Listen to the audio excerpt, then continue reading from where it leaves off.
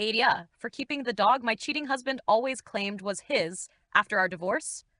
I'm Claire, 34, and my ex-husband Evan, 36, and I got a golden retriever named Murphy together 3 years ago. Evan desperately wanted that dog. He had never been allowed to have a dog of his own as a child, and even during our engagement, he talked about how a golden retriever would be part of his perfect life. I grew up with cats, and I like dogs too, but I was more cautious. I knew a dog didn't just mean sunset walks. It also meant vet appointments, a dog license, training, insurance, feeding plans, and responsibility, even when you were tired. Evan promised we would split everything. During the first few weeks, he was thrilled. He bought toys, took pictures, called Murphy my boy, and told everyone he finally had his dog. Back then, I still thought it was sweet. Then Murphy got bigger, daily life set in, and Evan's involvement became selective. He played with the dog when he felt like it. He took him jogging when the weather was nice. He posted pictures online where Murphy sat beside him as if the two of them were an inseparable team. Everything else fell to me. I registered Murphy with the county. I paid the annual license fee. I took out the insurance. I handled the microchip registration.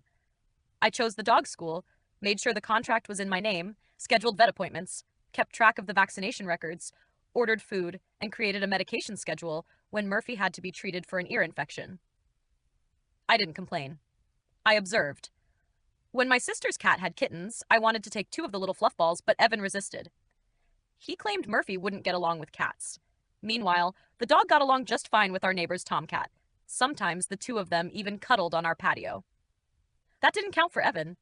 Our neighbor's cat is huge because he's a Norwegian forest cat, and Murphy probably thinks he's a dog, he claimed. Even though I missed having cats around, I let it go. About a year ago, I found out Evan was cheating on me. Not with a woman, but with a man. I saw messages on his tablet that were unmistakable. It wasn't just about intimacy. It was about weekends together, plans for after our marriage, and how relieved Evan would be to finally live honestly. Why had he married me if he was attracted to men? His parents invited his gay cousin Bob to every family gathering, and the whole family treated Bob's presence as completely normal. Only Evan's wealthy grandfather sometimes made questionable remarks. Was Evan afraid of being cut out of the trust fund? The discovery hurt. But one sentence hit me the hardest. He wrote to that man that he was looking forward to a life where Murphy obviously stays with me. I put the tablet back and cried bitterly. It took me a while to regain my composure. I stayed silent, not because I was weak, but because I understood that Evan had already built a future in his head where he got rid of me and simply took Murphy with him. As if I had only been the woman who handled the household in the meantime and served as his cover so he could keep receiving money from the trust fund. At the next Thanksgiving, I asked cousin Bob at a convenient moment, "Did Grandpa cut you out of the trust fund?" Bob ran a hand over his well-groomed full beard and studied me before answering. He threatened to, but he never went through with it. I told him it was his decision who he gave his money to, and it was my decision who I took to bed. Bob shrugged. Since then, he's limited himself to the occasional verbal jab. I understood. It was Evan's cowardice that kept him from having a few honest words with his grandfather. He would rather hide in a marriage with a woman. But his lover wanted more, and Evan was facing a coming out. I could feel it. So I stored the dog's receipts even more carefully, scanned them, and backed them up in a cloud account only I had access to. I organized documents. I made sure every registration was current and in my name. When the vet sent me an email, I archived it. When the dog school sent a certificate of participation, I made sure only my name appeared on it.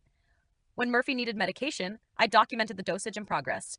Evan noticed nothing. He was too busy presenting Murphy to other people as his dog. Once, a neighbor said Murphy seemed very attached to me. Evan laughed and said, "Yeah, but everyone knows he's really mine." I raised an eyebrow, and only the neighbor noticed. When I finally filed for divorce, Evan was surprised. First, he tried to act hurt. Then he got angry. "What exactly is your anger about?" I asked him. "I know who you spend your fishing weekends with." Evan realized I knew about his affair, and that drained the energy out of his outrage. He stammered something, but I turned around and left him standing in the living room. We argued about furniture, household items, and accounts, but none of it was truly dramatic. We both earned enough. No one was financially destroyed. During a settlement meeting with our attorneys, Evan said, "Murphy is obviously staying with me." I asked, "Why?" He looked at me as if I had said something stupid. "Because Murphy is my dog." I answered calmly, "Then show me the paperwork that would prove that." That was the moment his face changed.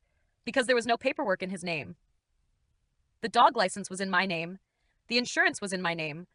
The microchip registration was in my name. The vet bills had been paid by me. The dog school had communicated with me. The vaccination records were with my documents. Every organizational record showed that I was Murphy's primary caregiver. Evan said that was unfair. He said I had tricked him. I said no. You took the pleasant part and left me with the responsibility. He got loud and said everyone knew Murphy belonged to him emotionally. I asked him when Murphy's last vaccination had been. He didn't know. I asked him which eardrops Murphy couldn't tolerate. He didn't know. I asked him which insurance company Murphy was registered with. He didn't know. I saw his face twist with anger, but before he could start yelling again, his attorney suggested a break and practically pulled him up from his chair and out of the conference room. In the end, Murphy stayed with me. We live in my sister's guest house, which I rented for a year. Murphy and I help her with her breeding cats. Murphy loves all the cats, and sometimes they walk all over him. He patiently lets their lively games happen around him. I'm looking for a house of my own, so I won't be living with my sister forever. But right now I enjoy being there, and we cook together on Sundays. Whether Evan has introduced his lover to his grandfather by now, I don't care. He doesn't have Bob's backbone, and he is probably putting it off until his sweetheart runs out of patience.